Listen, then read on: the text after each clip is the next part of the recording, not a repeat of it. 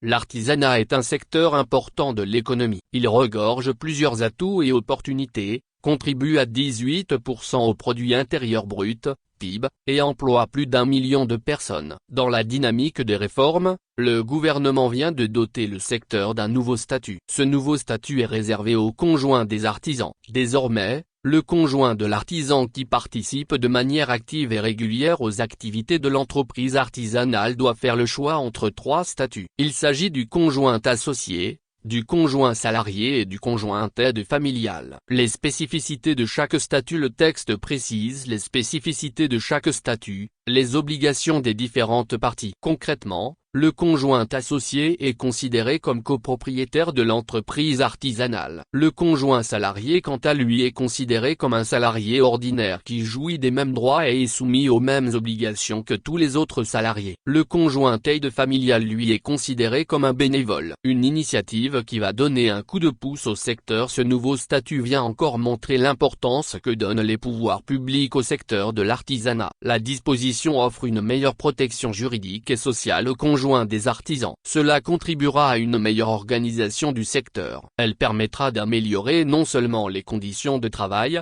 mais également les conditions de vie des acteurs du secteur. Les réformes déjà opérées. L'artisanat a subi de profondes mutations ces dernières années. En 2011, le gouvernement a élaboré la politique nationale de développement de l'artisanat, PNDA. Grâce à elle, les investissements alloués au secteur sont multipliés. Sur la période 2011-2019, 9 milliards de francs CFA ont été investis. Outre l'accroissement des investissements, l'État a opéré des réformes. Il s'agit entre autres de la création des centres de ressources pour l'artisanat, CRA, dans les préfectures, de la facilitation de l'accès des produits et services artisanaux aux marchés nationaux et internationaux, de la mise en place d'une assurance maladie pour les acteurs du secteur, du renforcement du cadre juridique. À toutes ces réformes, il faut ajouter le marché international de l'artisanat, MIATO, lancé depuis 2019 pour valoriser les produits artisanaux togolais.